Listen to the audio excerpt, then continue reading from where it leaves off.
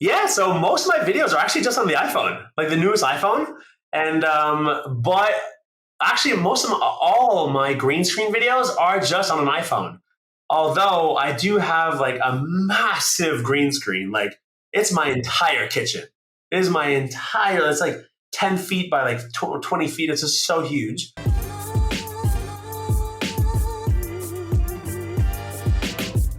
What's going on, everybody? Welcome back to My Social Life. I'm your host, Jacob Kelly. As always, today's podcast is powered by Surf. And today on the podcast, we are joined by Corey Tonge, who has over 4 million followers on TikTok and over 2 million subscribers on YouTube. And I cannot be more excited to have you on the podcast today. Corey, welcome to the show. Thank you so much, man. I'm actually super excited about this. Anything Canada-wise, I love it.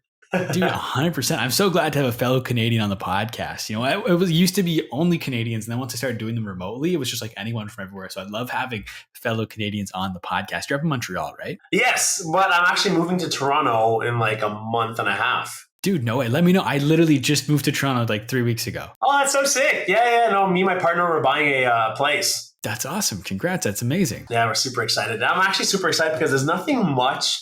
I don't know if you know, but in Montreal, there's not much content creation being done at all. Like no one is here. So I'm like one of the only ones like left. And it's time to move to Toronto to meet up with all my friends. That's awesome. So how did you, if there's not a lot of content creators in Montreal, what led to you starting? Yo, I was so lucky. I mean, well, it's actually pretty much because of COVID. So like almost, I'd say like 90% of everyone knew this year, or since the last year, ever since COVID started. Even though I still had I had a job. I was in charge of marketing for an Australian sports supplements company, and I was like, oh, well, I used to make videos when I was like 10 years old, like like funny edited videos, and I'm like, I think I have the acting capabilities, so I just tried for fun, and then luckily, I mean, it took still a while, but then once I got into doing like gaming comedy skits, like really weird, really weird videos, then I was like, all right, it's working, let's do it. Oh, so what was the tipping point for you then? Like, was the gaming content? Like, you used to make just other like regular type skits, but it was once you kind of narrowed down to gaming, the gaming niche, that's when things kind of started to take off. Yeah, exactly. I used to do like relationship videos, like just funny with myself with a wig and like stuff like, like Who Wants to Be a Millionaire, but like Who Wants to Be like in a relationship. And it's like actually I used to edit all those things in. It was a lot of fun. But then the day I remember I made one skit about Grand Theft Auto 5. And it just got like 3 million views, but that's when I was like super small. And I'm like, holy cannoli, okay, I got to do more of this. And then it just, GTA just kept on getting bigger and bigger. And that's when I was like, all right, I got to buy costumes now. I got to buy like Minecraft, Fortnite, just Mario. Just now I have like 60 different costumes and I'm just ready for anything.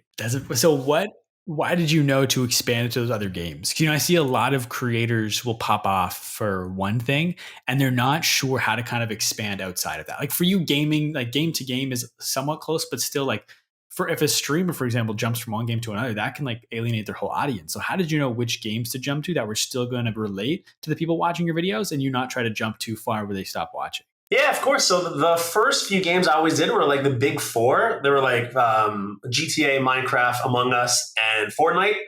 So those were like the four biggest games at the time of December 2020. And everything was just going so well. But then I did realize like some games were trending and some games weren't. So back then, if I tried to do anything Mario, it would get like 10% of the views. Like anything Pokemon also was like really like hit or miss. But now it's kind of fun because now I can pretty much, as long as I'm like the facial guy like there, like I can pretty much do anything and it works pretty well. And I guess for you when it comes to game, like you can do whatever you want now, but even when you were kind of blowing up and you were trying to follow the trending games, the advantage for you over like a trending streamer is like when you're a streamer trying to get onto a new game, you got to get on it first and early so that people come to you. But for you, you could wait until the trend takes off. There is an audience around that game, regardless of who's watching it. And your skits are so unique to you that people will watch anyways. It's not like you're just playing the game so they can watch that anywhere else. That's cool for you.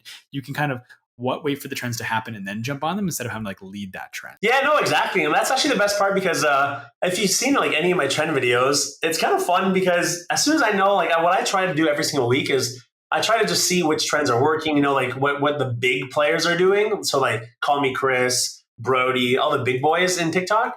And then I try to see if I if you think about it, I kind of destroy the trends. I never actually just do the trend and that's it, right? I always do like a reaction video then I do the trend, but then I always try to like interrupt myself while doing the trend also in the video. So it's just to add to more watch time and stuff like that. And yeah, no, I just love being able to recreate stories through trends. And ever since that, it's just been so fun because now if I know something's going to do well with Fortnite, well, I can like experiment it with like Assassin's Creed or Among Us or just like now pretty much anything, right? So it's kind of cool. Like even now I'm in like anime, so I have like Attack on Titans, Dragon Balls. I have like every suit of every Dragon Ball character that exists.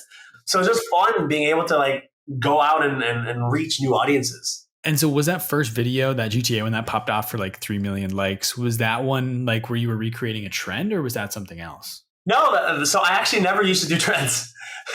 Everything back when I started were original pieces. Everything, all the scripts, nothing was based on sounds at all. So that was just purely luck. And then I've only started doing trends since I would say December of last year. And that's when I've seen, yeah, a lot of growth. So I was at 1.1 million on TikTok in December. And then like January, I was already up to like 3 million. And then now it's like, sort of like a coasting up. But I did realize like utilizing trends and then, being able to transition them into like different types of videos and different types of video games. That's when it's been really like a huge platform booster. So when you're following a trend, how do you build depth with your audience? Because I feel like I hear there's people on both sides of this debate, as with most debates, where it's like, don't do any trends to build depth. But then people are saying, no, you got to do the trends because that helps expose you to your audience. So how do you, within a trend, build depth with your community? Yeah, of course. So like I said before, it's like I never actually just do the trend and it's like it's done, right? So I just did one a few days ago. Well, actually just today, actually the Keisha trend. And then even 2 days ago, like the leg lift transition trend. I don't know. I don't even know what these are called. I'm just like naming them anything. And it's sort of like I love interrupting myself in those trends. So it's not like a 7-second video and then that's it. That's the trend and it's done. I love having myself in the background and questioning, the main character. What are you doing? Like, why are you doing this? Or like, actually, I love like the hate comments because then I act myself as being a hater in my own trends. I'm like, why are you doing this? It's useless. And then the main character's like, no, touch this phone. And then they're both doing the trend. It's just like sort of just always trying to be unique to everything I do. Even if it's just a basic trend, I will make it drag on like 30 seconds more, even though if that original one was just like 5 seconds long. And so is it then within you interrupting yourself in these different elements that help increase the watch time? Because if you're increasing a trend by like 3-4x, like you got to make sure the retention on a video is really high. So is it just through those things where you're interrupting yourself that helps you maintain watch time? Yeah, and also I'm pretty sure, I've never been diagnosed, but I'm pretty sure I have ADHD. So all these videos are like amazing for people who have like a very short attention span because I film like for a basic trend video, maybe 30 different angles. So it's like nonstop, just cut, just nonstop forever, and including sound effects, sound designs, and all my little like whooshes I use. It's just made for pretty much certain that someone will watch it from the start to the end. And so how long does it take you then from start to finish, from having the idea to posting a TikTok? How long does it take you for one video? Yeah, so every day, one of my videos takes around 4 to 5 hours. Wow. So it's that's why it's not like just a basic like film yourself and then boom you're done. It's really because everything is green screen, right? So everything I have to create the backgrounds, I have to create the HUDs. So I try to be authentic as possible to every single game, but then I try to like suss up everything I do. So like let's say in Among Us, I'll have like the HUD instead of like whatever how much ping is in the game, I'll put like 69 ping or 420 ping. It's just like all these different little things I try to add in to every single game I do. So those HUDs are super authentic, and they're actually all created by hand. So I am like photoshopping everything possible to make it look exactly like the game. So that's why if ever somebody already has played Grand Theft Auto, or if somebody has already played like Minecraft, they'll be like, oh, that's the real health bar. But holy crap, it says 69 diamonds left. You know what I mean? So it's just like these little things that those diehard fans will love. And so why, like with sussing up your videos, as you say, like, is that just something for the diehard fans, or is that like, does that help increase like engagement? Because someone will see something like whether like 69 diamonds left, they'll comment that, so that adds engagement, which when they're commenting on the video still playing, so that increases their like the watch time on the video. Like, is there more thought to it than that? Or is there something to kind of service the diehard fans? No, of course. Yeah. Well, it's actually sort of both. I've always loved Easter eggs in video games. So these are all like those little things that I've tried. So I remember a long time ago, I actually have a, like Where's Waldo? Like a Where's Waldo like outfit. I actually have one of those and I used to put myself in my videos. Like just very randomly, just middle of nowhere, just have myself pop out and see if anybody actually ever sees it. But like you said before, people will always comment if they see like the number 69 or 420 or stuff like that. Or even like in Halo, I'll put like 117 ammo left. It's all these little things I try to keep authentic to every game that just a whole bunch of people will be able to get. And like you said before, it does lead to a much higher watch time because while they're commenting or while they're like hating on the number or whatever, they'll be still watching in the background. Do you get a lot of comments for the framed picture of Ryan Reynolds you have? Yeah, every time. Every time. So yeah, so that's kind of funny because like I know who's in charge of his TikTok account, and I'm begging them like, please have me do any video with him. I will fly to Vancouver, like right now. I'll pay for it all to do like a 5-second TikTok with him. Do you have an idea locked and loaded already for that TikTok if and when it happens? Oh, I know for sure because like every time I do that phone lift, he would just probably be there. And then that would be like the whole like video. And then I just move the phone and he's actually there. I'd be so ready. I have like a 5-hour flight to him. I would have like 55 scripts written already. Talk to me about that scripting process. Like, what does that look like for you when you're scripting a 30-second TikTok? Because it's not like in your videos, there's a lot of dialogue all the time. Sometimes there is, but more often than not, there's not a lot of dialogue. So what does a script look like for you? Yeah, of course. So a lot of times, it depends actually what type of video. I'd say normally there's around like 4 to 5 like lines of script. But then sometimes, like you said before, there's just like weird sounds I make. So sort of like when I turn too fast, I go like, I make these like weird noises. But it's sort of like in my head, it's sort of like a mental whoosh. So, but then it sort of sounds cool. So my scripts, I would say they come to me as like in a vision. It's kind of weird to say. It's really weird. It can come anytime. Like it can be inside the shower or like while I'm eating or something. And then boom, I have a script inside my head. And it goes quite normal, I would say. If someone's not me, they wouldn't really understand the script because it's so different, so weird.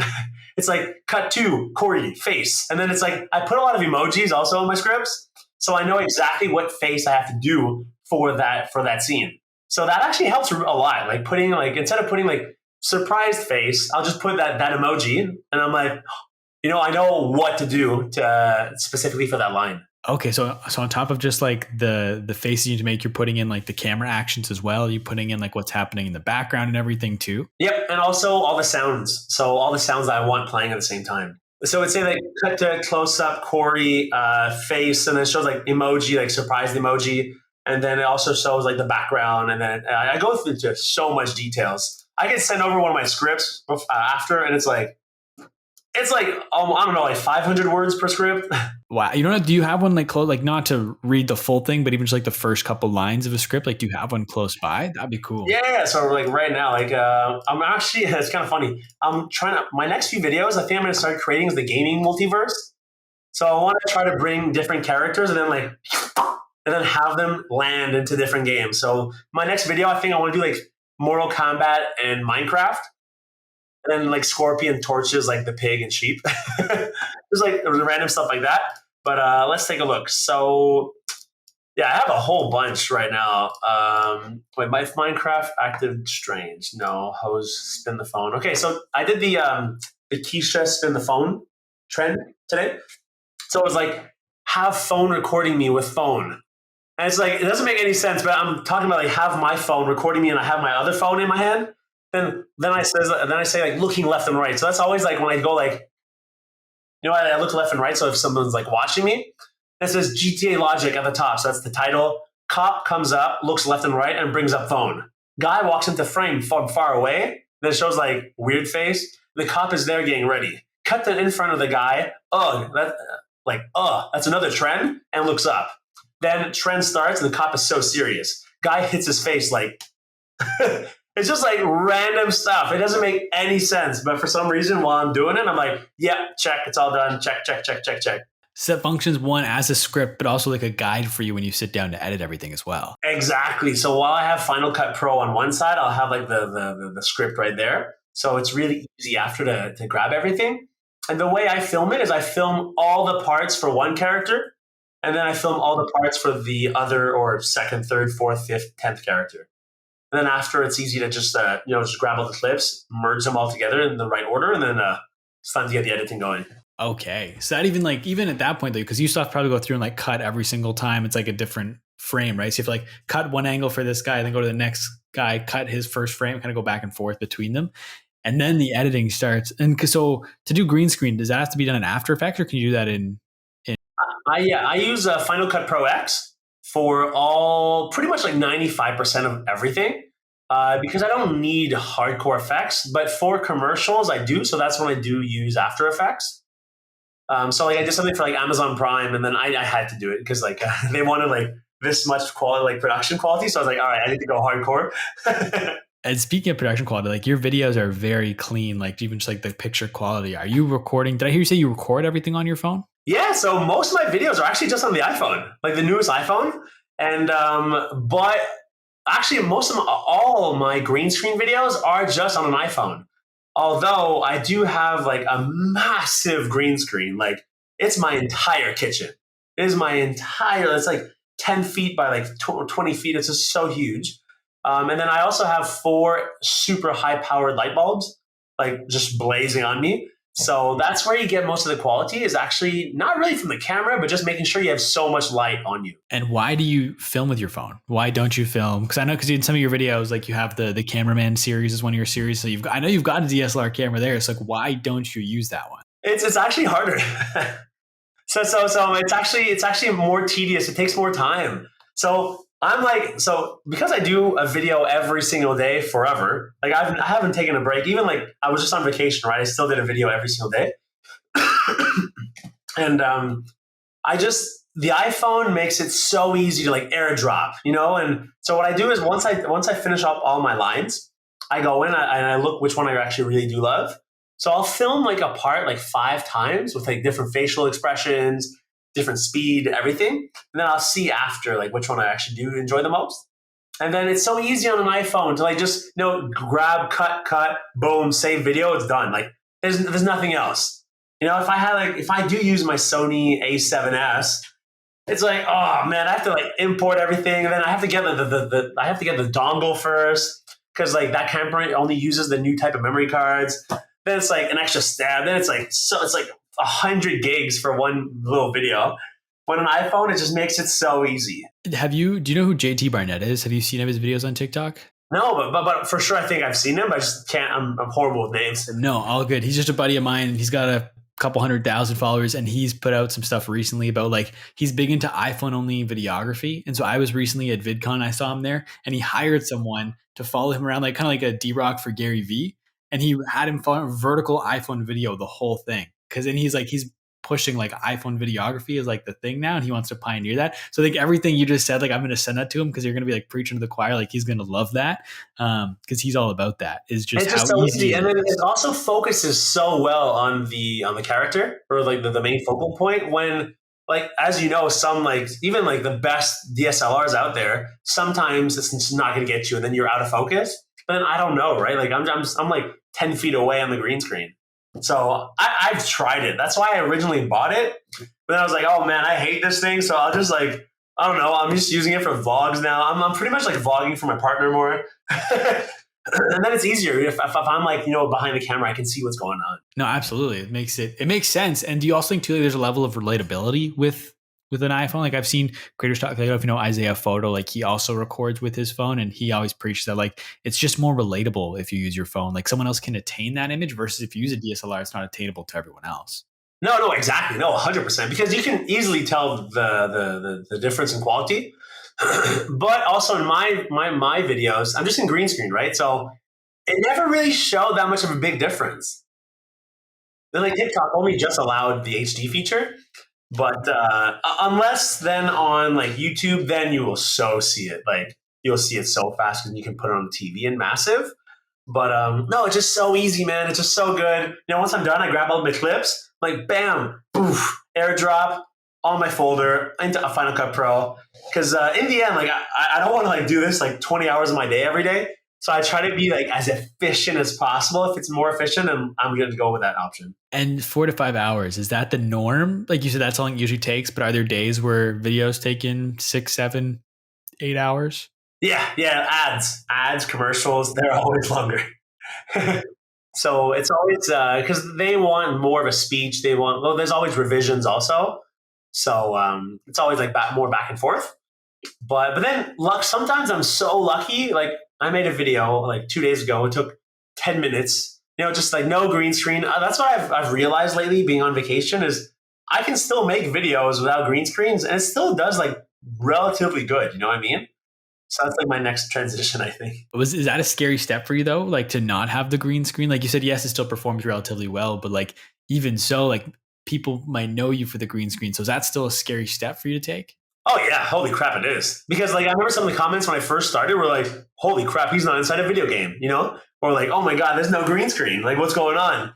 And then what's weird is also like lately I've been trying to do not gaming related content, and it still actually does really good.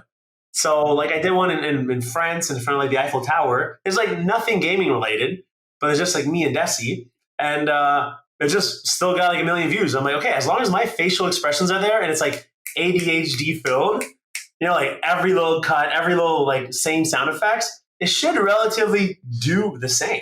Mm-hmm. Oh, absolutely. Because I think like to your point, like your facial expressions are very like unique to you. Like you're so expressive and like your sound effects are on point. Like where did you learn to make such expressive facial expressions and like your sound effects? Like you made a sound like 10 minutes ago where you're talking about like the multiverse, you're like pulling a character out of a game. You're like, or something. And like the sound was just on point. It's like, where did you learn to do these sound effects with your mouth? Like, how did you figure out how to do this? Yeah, dude, honestly, I think it's by watching a lot of Jim Carrey and Michael Myers, like Austin Powers. They're like, also the Scary Movie series. I get all these inspirations from like pretty much those three sources. So like, Austin Powers, because he's like over the top, just like weird, pretty much like the original Sus, you know what I mean? And some of my videos are just like so inspired by those scenes. And then Jim Carrey through like all the facial expressions. And Scary Movie, just because that again, that's like over the top, like it just never stops being weirder and weirder. But sound design, I actually I have videos of when I was 10 years old that I used to never want to present really in front of the class. So I would actually film myself and edit stuff instead of oral presentations. So I actually used to put whooshes back then. For some reason, I just like the sound like, between every scene, I just like it. And then I think it actually helps having like the viewer look at it because then they're like, oh, it's always like, it makes it feel so much more fast paced than what it is. No, absolutely. Sound design is so key to videos and people underestimate how important it is. I think like you can have a lower quality video with high quality audio and it'll do better than a video with high quality video and low quality audio. Oh yeah, 100%. But there's nothing like carries on the viewer on like the journey. You know what I mean? It would just sound weird. Oh, absolutely. And I also I don't see that when I'm watching your videos. Like I don't think Scary Movie, but now that you say that, that's going to be what I'm thinking of when I'm watching your videos. Like the average viewer may not see that, but knowing that now, it's evident that's inspiration. I think that's really cool. I'm trying to remember, I'm remembering all my videos that I did things based on that video, on that movie. And it's always like when I'm in love with myself in my videos. And it's like always like the guy's acting awkward. Then, he comes back and he's like drinking this and then comes back and he's like sweating profoundly. You know what I mean? The next one, he's like eating pancakes or whatever. Like it just doesn't make any sense at all, but it's funny and it's weird. So that's why it always works well. And how do you come up with these funny, these weird, these interesting ideas every single day? Like, do you have a master list in your phone of all the videos you want to make? Or is it every morning you wake up and you're like, I need a video, let me think? Like, what is your process for coming up with ideas look like? Yeah, it's pretty much in the morning. Like, really? Yeah, because even if I try to write scripts the day before, I will probably wake up and I'll be like, oh, they suck. Or I'll be like, oh, there's a new trend. And then I'm really like a dog, I would say, like my personality. I'm really like, ooh, squirrel. You know what I mean? And I always keep on just thinking about like weirder things. And a lot of things are actually thought up on the spot. So in those videos where I need 10 different types of like scenes looking back at me, I will just think, oh, how weird can I get right now? I have a shaker bottle. Let's like pretend I'm shaking it. And then like just go super quick. And that's what, like, through the cameraman videos, that's like stuff like that. I've used this so many times. And just a lot of times it's just in the spot. For some reason, it just happens. So what are your tips then for consistent content creation? Because I feel like you, like you said, every single day, no breaks, not even on vacation, and you're uploading a video. What are your tips for people to be consistent? Because that's probably one of the hardest parts with being a creator, and you're doing it from scratch every single day. Is it just like extreme discipline on your part? Like, how are you able to create so consistently? Yeah, so I think it does help a little bit. Like I used to be a bodybuilder, so I did bodybuilding shows, and I'm so used to eating the same thing every day forever. And there's just give me chicken and rice, I'll be like happy. And I think it's disciplined me into like just everything else in life. That I'm just like, okay, I got to do this every single day. Like it doesn't matter the views, doesn't matter the love or hate comments, doesn't matter like anything. I just want to pump out something. And it's sort of like a rewarding factor as well. But I remember when I was first starting, there's always a point, there's always a starting point for everyone. So I didn't start off, a million views right away. It's been a long process. I used to be happy with like 1,000. And then, 2 months later, 10,000 was good. And then 2 months later, like 20,000, it's just a slow and steady grind. But it's all about like, forget the views pretty much. Forget the love or hate comments. Just keep learning how to make your content so much better. And that's like the first thing. So I never studied video editing. I never studied acting. I never studied anything. I was in marketing. I was like a business major. But then one day, like during COVID, every single night for 4 hours, I would watch YouTube tutorials on how to edit. And that lasted for like 5 months. Like every single night I would pass out to Final Cut Pro, plugin edits, tutorials. And then I would just try to grab things I knew I could do quickly into my videos. So obviously I could create something so much better if I took 2 or 3 days, to make a video. So I know some friends of mine like who take like 2 weeks to make a video. But in the end, it's still short form content. So the viewer won't really be able to tell, like if something took 2 weeks or if it took 1 day, unless it's like really bad. But also like you don't want to be sort of seen to your community at once every 2 weeks because it's a very fast paced environment, and it's better to just pump out something every single day so you're always front of mind to everyone. I love this conversation because to hear the opposite sides. What about like, is there any concern for like overexposing yourself to people, like them seeing you too often where they start to get bored of you? Is that a concern? Like, I got a guy named Julian Dorian, he hosts a podcast. He has a bunch of stuff on TikTok and YouTube Shorts, and he posts less because he doesn't want people to get bored of him and his clips. Like, is that a consideration at all? No, because if ever you look at analytics behind all like short YouTube Shorts or TikTok, most of the time it's never really your audience, seeing your videos. It's always new people.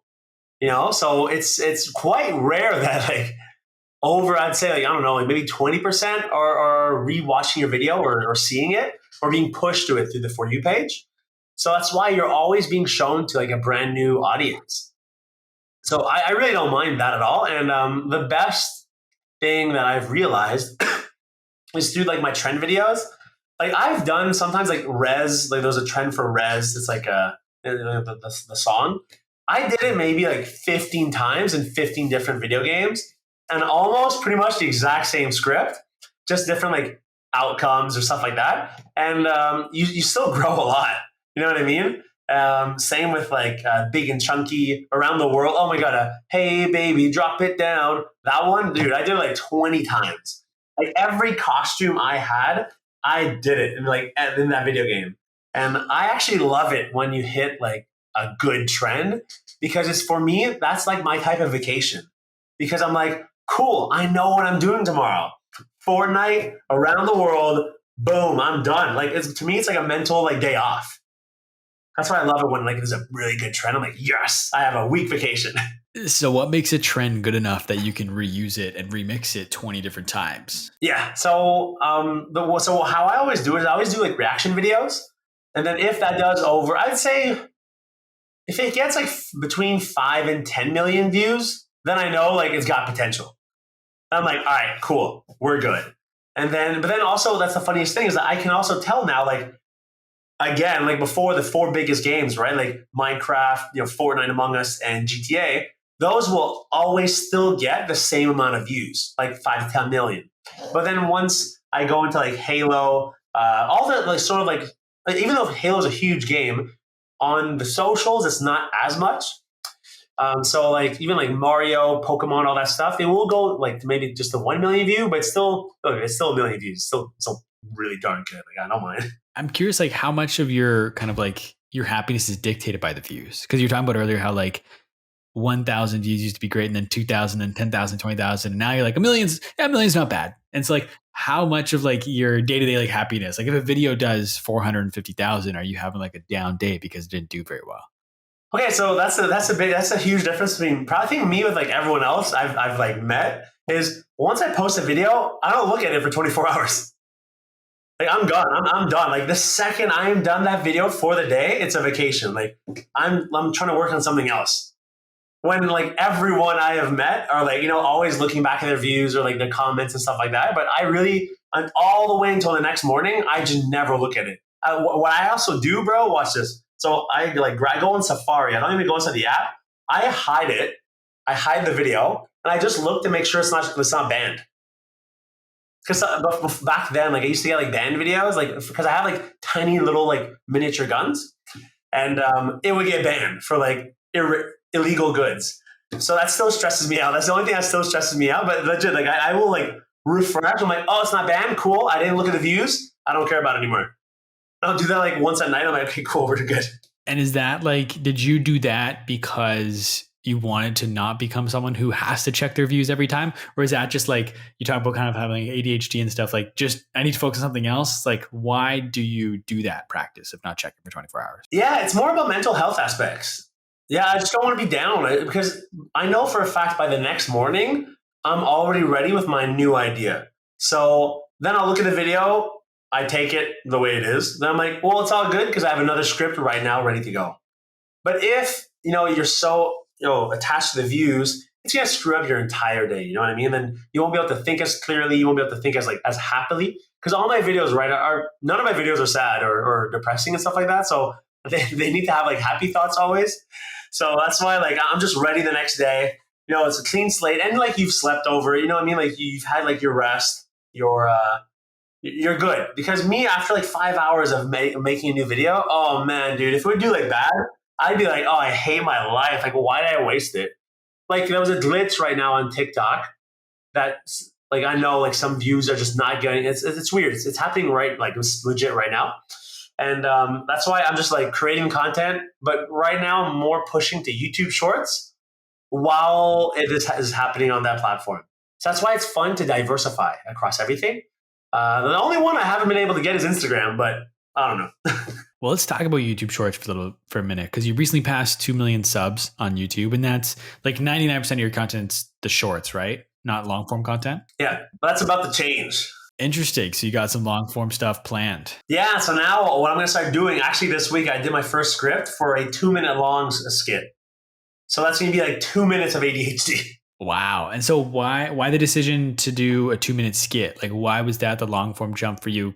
Which I'm intrigued. And I think that's a good idea. I just want to hear kind of thought process behind it. Because for a lot of creators, I'm just looking kind of across the board. A creator to make a jump from short form to long form is very tough and very hard to do. I think you're doing it in a smart way by doing a 2-minute skit, but I wanted you to walk me through why you decided to make that your long form content. Yeah, well, I've tried to do like vlogs. I've tried to do, eating challenges and stuff like that. I mean, they still do kind of good. 67,000 views, like around 60K views. But I don't know, like man, to edit a vlog, bro, and like I'm such a perfectionist. So every vlog would take me 30 hours. Because if you've seen some of them, it's like I put so much gaming material inside there. I cut every second. I am like going back and forth to every like clip possible. I'm going I'm doing like foreshadowing. I'm doing like reverse clips. Oh my God. And I tried hiring a few editors, but I just couldn't portray my type of video. So I was like, either I have to do all these, but so yeah, that's why now instead I'd rather just do skits because it's what I'm used to, and also it's what all these 2 million people are used to seeing from me. Also, like as much as I would love to showcase, like, hey, I'm going on vacation. You know what I mean? I would love to do that, but then it's not really what people have signed up for. They signed up for like that ADHD fix. You know what I mean? And they want to see gaming stuff. They just want to be weirded out. Absolutely. I think for you, like it's going to come down to the thumbnail, right? Because like once people are in that skit, it's going to feel familiar. It's just getting them to get in that skit. Because unlike a short where it just pops up on their feed, they got to make that decision to click on it. Exactly. But I'm also wondering right now, should I make 2-minute skits vertical or horizontal? So that's like my next step. I'm going to test that out with 2 different videos. And I'll see which one does better. Yeah, that's because you can post a full. Are you going to post a full 2-minute skit on TikTok as well? I'll do like a short little snippet of it because I don't think TikTok I would ever post because even though we are allowed to post over like X amount, I'm not sure. I'll see how that one goes. Why is that? Because I feel like TikTok's pushing into long form, right? It's like why would you not want to do that? Yeah, I don't know actually. Because I don't know because I've tried doing like 40-second skits. I mean 40-second like just clips. And it doesn't do as well because the retention is a lot longer. I think TikTok does prioritize a lot more like how much a viewer sees it through to the end. But also it's also weird because I see like the analytics between TikTok and YouTube Shorts, and it's completely different. I feel like people on YouTube actually do want to watch almost any video fully. When on TikTok, it's a lot less because they're sort of brought up into that app. And people from YouTube, they're sort of used to, 10-minute long or at least over like 15 seconds. Because I can clearly see a difference that some of my videos on YouTube, I can see they have like 135% watch time over like 25 seconds. And then on TikTok, the exact same video would have like maybe like 40% or 50%. That's so interesting. So are you saying like you have your videos that do well on TikTok don't do well on YouTube, and the ones that do well on YouTube don't do well on TikTok? Oh yeah, it's a whole mix. It's never the same. That's so weird. It's so weird. Yeah, I know. It's so weird. Like one of my videos with Desi got like 60 million views on YouTube like 2 weeks ago, but then on TikTok it got like 500,000. So I'm like, I don't know. That's why it's sort of fun. That's why I want to work more sort of on my Instagram because then it's like you have 3 chances of virality instead of just 2. Why do you think Instagram hasn't hit yet for you? Because like clearly your content is good. Like it pops off on TikTok. It pops off. You just had 60 million views. That's a crazy number. Like, why do you think Instagram hasn't popped? What do you got to do to make it stick? Oh man, I have no clue. I'll be honest. I just have to post more. I think. Yeah, because right now already, like I'm so happy with like TikTok and YouTube. I just need to get that extra like 10 minutes to like always post also on Instagram. But I don't know. Actually, like at one point on Instagram, for like 1 week, I grew like 10K followers. I'm like, yay, like the algorithm picked me up. Like it's go time. And then it's just like died back to like normal now. I'm like, damn it. And then, I have no clue what's going on that platform. I might even try like creating a brand new account and seeing what happens and reposting everything. But because this account like on Instagram is like 13 years old. It's like so old. So, man, I don't know. Maybe the algorithm prioritizes like, just people who are just into reels right now. But that would be the next step. But me personally, my next like evolutionary step in my career is actually into real life acting. So right now I'm like applying at auditions and stuff like that in Toronto to get into TV shows and movies for like Netflix and like Amazon Prime. That's awesome. Why do you want to do that? Is that something you always wanted to do but never like thought you could, or like why is this the next move? Yeah, well, I'm always gonna still do content. That's easy. That's sort of like 4 hours a day, 5 hours a day. They would probably like shorten up though. But for me, it's just that next challenge because I'm trying to see where else I could go into everything. Because my background is still business, right? So I'm like, should I get into real estate? Like, there has to be like an extra step, for life. You can't just create content because at one point, it will be like boring, sort of for like like unless you start fully changing your whole entire content. At one point, you have to find different steps to keep growing in life. And I think my next step is actually like mastering acting and then getting to TV shows. That's exciting. And do you think like having the following will help you land gigs? Like that's what I've heard now is like a lot of producers and stuff, they look for your social media presence to see, because that's a factor that they use when getting actors on shows. Yeah, that's weird, Because so a year ago, it was not like that at all. It was like nobody. So the rule was, if ever you want to become an actor, don't become a content creator because you've sort of like shown the world what type of acting you want to be in. You won't be malleable. But now all of a sudden, like last week, everyone wants people with a lot of following, even for just super basic roles. And I don't mind. I'll be like the best friend of someone, you know what I mean?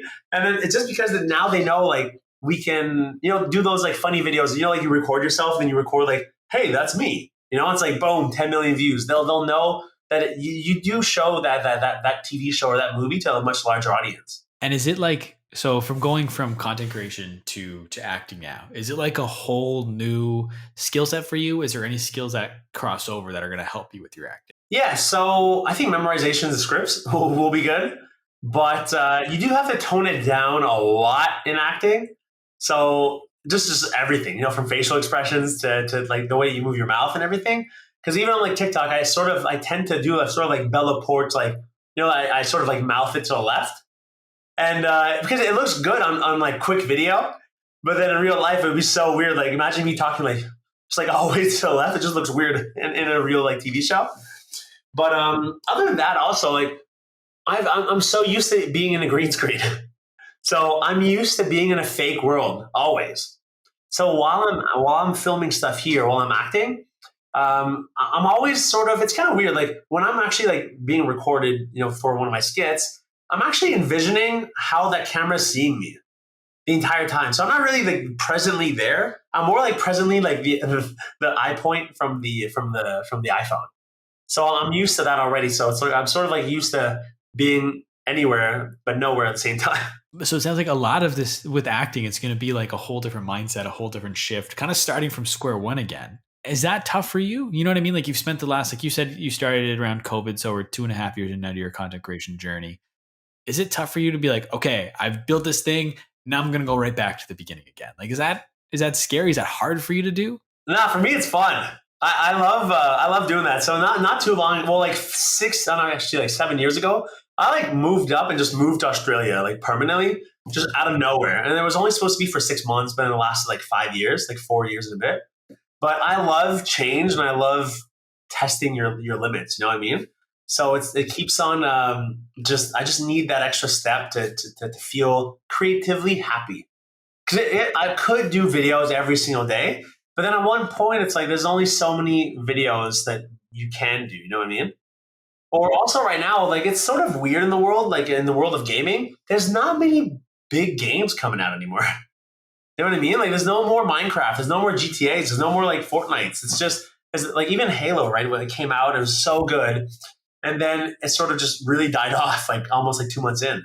So it's like I'm still waiting for that next big game to reinvigorate myself for gaming. Why do you think that is with gaming? Is it because the internet is so fragmented now and everyone has their own little communities and little communities latch on to games and there isn't a game that services everybody?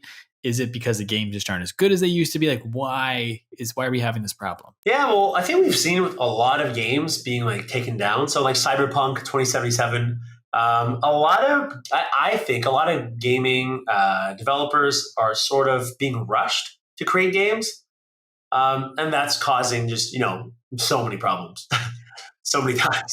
I watched a video recently about like video game marketing needs to change. And that's also part of the problem is like, because they're still developing the game while they start marketing the game. And so what's being marketed is like marketing's vision of what this game is going to be. And now like the developers have to try to meet that vision, that marketing selling, which they're always going to oversell it because they're marketing.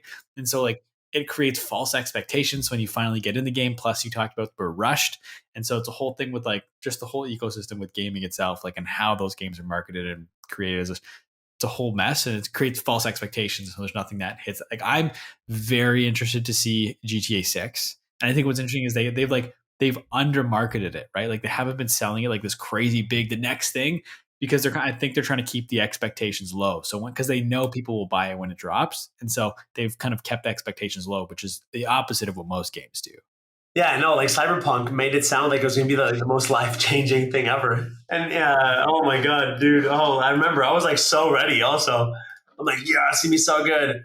And what else? So many other games. Like, I don't know. There's no more sort of, I don't know. Like, sort of like the golden era of gaming is sort of like gone away. But I do know it's going to come back one day. But it's like I have like posters here in front of me. And it's like all of the like Halo, Call of Duty. And oh my God, Battlefield. Oh God.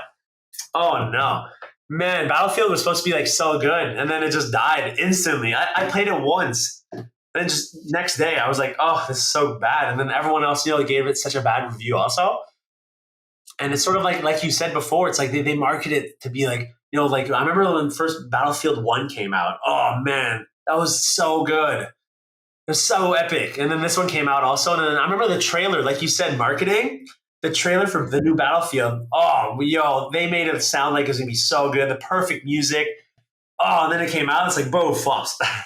That's like, I don't remember when Watch Dogs first came out. I remember they announced it, and Watch Dogs isn't a bad game. This isn't the best example, but like when Watch Dogs first, I remember when they first released gameplay at like E3, it looked like it was going to be the craziest game with the most unreal graphics, and like the final product was not that, but like it's just more to this problem. But so you being a big gamer, a lot of your content's gaming. Like, what are some of your favorite games of all time? So I love Halo. Like I have it tattooed on me. I absolutely love Halo, but again, like they sort of did the same thing this year.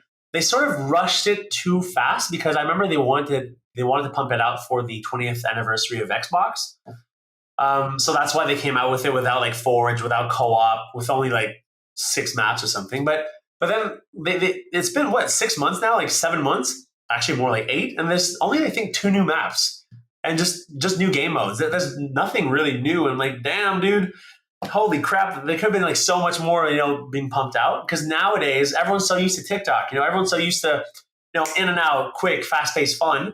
But no one's gonna wait 8 months anymore for a new DLC. You know what I mean? It's gotta be like monthly new campaigns, and that's why I think Apex, Fortnite, like all those companies are doing so good because it's like every 2 weeks there's like a new main character, there's a new map, there's a new event, there's new something that to keep the gamer attracted to the game. No, 100%. I mean, I haven't I used not into gaming as much as I used to be. I used to be more addicted to buying games than playing them. I have like 100 games in a box behind me. I've played like 50 of them because I just kept buying them, never having time to play them all. But I've been like addicted to FIFA for the last year. Like that's just been my game, like FIFA, except for The Last of Us. That's the one exception. That's like my favorite game of all time. Like that one I will always make time for, but not a lot else. Like I fell off the Call of Duty bandwagon. Like that was big for me growing up, like most people. But then like I think it was after Ghosts. After Ghosts, I fell off, and I haven't really gone back. Yeah, like it was. I don't know what it is. I don't know what it is. But have you ever thought about getting into gaming from like whether it be a mocap or stuff like that, where you're the actor in video games? Yeah, well, also I've been trying to look for voiceover work, but in Canada, I mean Montreal, there's not that much. Even though Ubisoft is here, it's like literally right beside my house. It's still normally more Toronto, Vancouver, or as you know, always LA. Everything is always in LA. All roads in this industry lead to LA. Man, and I don't know why, but it's always there. That's why I gotta do more like trips there. I think just in general because just I mean everyone moves there. It's so weird. I don't want to move there because I do love Canada. I would move to Australia before because it's like sort of like a beachy, like relaxation vibes. But yeah, no, you have to go to LA sometimes. Yeah, no, I was just there for the first time like a month ago, and it was Yeah, cool. for VidCon? Yeah, for VidCon and some stuff. I was down there with the company, doing some things, but yeah, mainly for VidCon, and it was cool. It was cool. But to your point, I like Canada. I don't think I have any intention of moving to LA right now. Big fan of Canada. I think I'll be staying here for a little while. But no, same. I mean, I wish we didn't have winter, but other than that, we're good. That's the one downside. But yeah, no, other than that, we're good. No, 100%. It's like, what is some of your advice then to somebody who's listening to this that wants to be one of those creators that becomes big enough that they get to move to LA? Like they want to grow, they can't figure it out. Like, what would you say to someone like that? Yeah, of course. So first off, like believe in your content, but also be very like malleable. So be open to feedback. You know what I mean? So that's what I've always read. Like obviously there's hate comments, then there's actually like genuine comments in those hate comments as well. And just take them, like just try to grow, try to learn, and try to become better every single day. And I think that's what a lot of people don't really get is there is a little bit of an investment, in an iPhone. Let's say like to make your content HD. I would say the first thing is make sure it's like the best camera that you can get at that time. So don't go like get a debt of like 10 grand and get like a massive camera.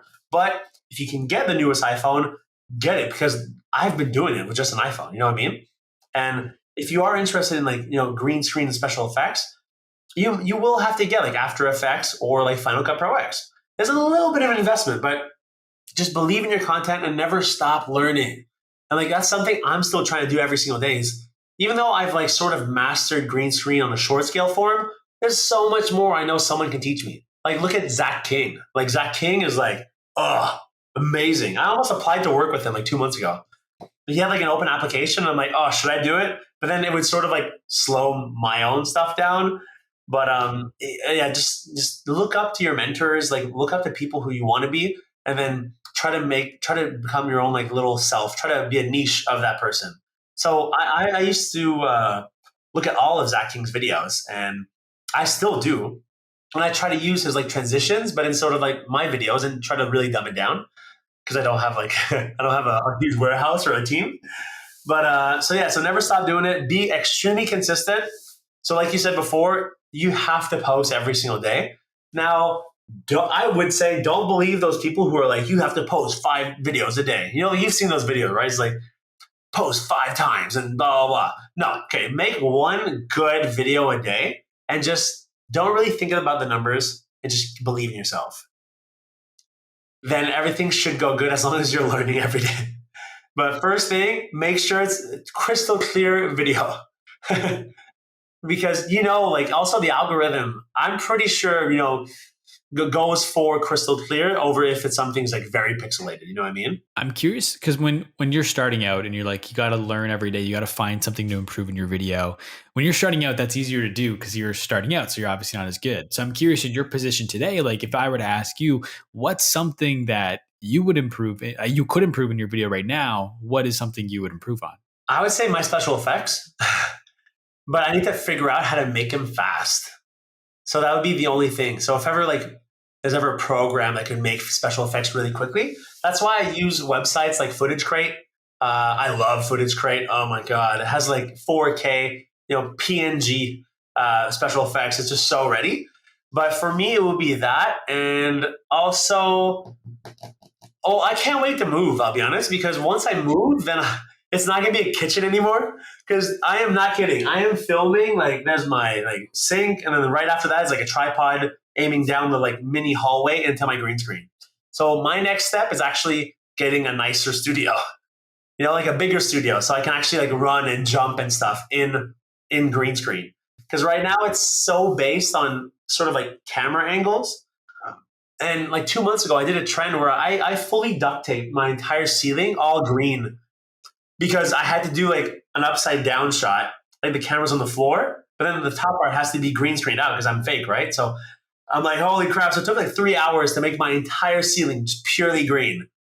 And it's all stuff like that. I cannot wait to have a real production facility. I can imagine that'll be huge. That'll save you so much time. And like one thing I've been wanting to ask you throughout, it keeps coming up, is like obviously the amount of work that goes into videos. You're posting videos every day. Like we talked about mental health a little bit earlier.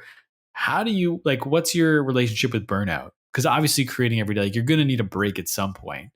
How do you get to that point where you can take a break? Yeah, I've had a lot of burnouts, I think.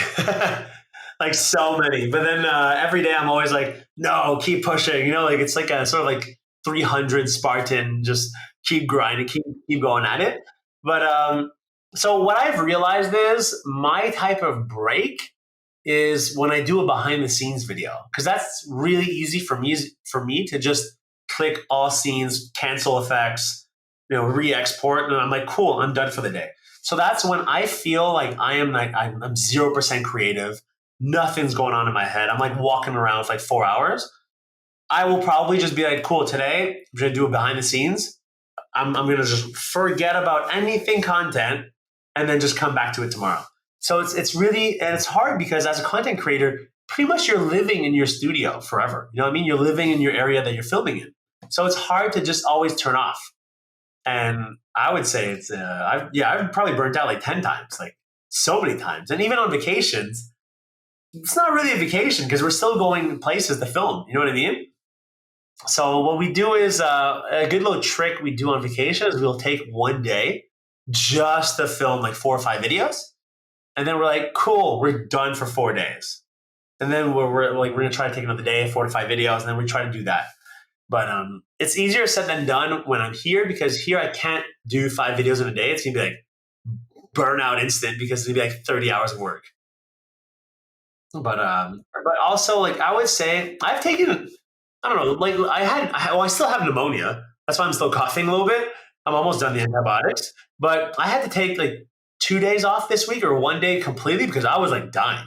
And if that does happen, like just don't freak out because everyone is still going to be there. It's not about being stressed, and I do see so many people always being stressed about either like posting every day or the numbers, the followers, like growth.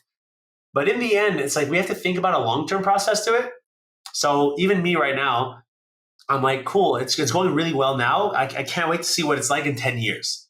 So it's more of a let's just at least keep growing for over the next 10 years and to try to see what I can do with that. How do you make sure that as you grow, you don't become the bottleneck? Because right, you said you tried to work with editors, it didn't really work. Like, and now if you're adding in YouTube and you're going to be adding all this, and acting is going to take your time. Like, how do you make sure as you grow, you don't become the bottleneck that slows that growth? Yeah, of course. So, well, the best thing about acting is I would probably just do a lot of behind the scenes of the shows. So, right now, my next project is I'm trying to get into The Boys season 4. So, because I love the show and I'm like, it's in Toronto, I know it, and I just found the casting agency also. Legit, like right before this show, I was like emailing them right now. I'm like, I want to be in it. I know when it's starting. I don't even want to get paid. Like I just want to be in it right now. But it would be more of a transition between gaming videos into more real life.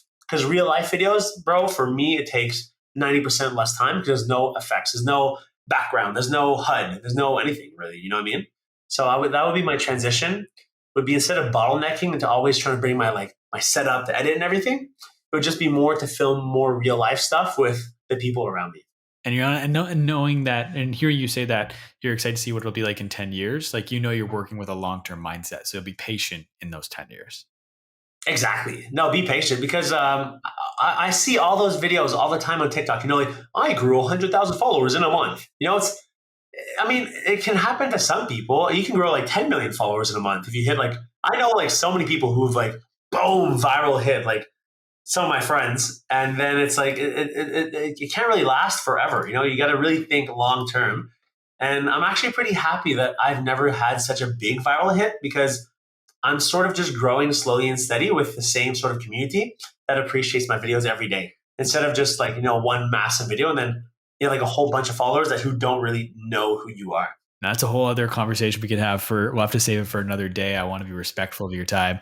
I'm going to jump to my last question that I ask anyone at the end of every interview. So for this last question, I like to flip the script a little bit. So instead of me asking the question, it's you asking the question, but it's not to me. Pretend you have a crystal ball and you can ask this crystal ball any question and get the 100% honest answer. What is one question you want to know the answer to? Oof. Is that a question to myself?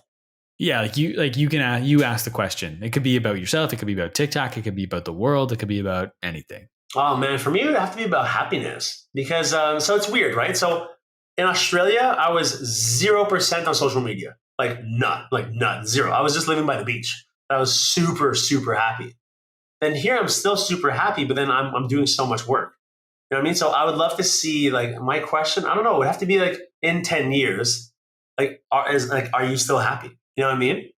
Because in the end, that's the point to life is to be happy every single day, or try to be happy. That's like removing. That's why I remove seeing the views every day because I don't want to be stressed. Like my father just had like hardcore heart open heart surgery in December, and it really freaked us out. And I'm like, holy crap, I should not be stressed because at least I have my health.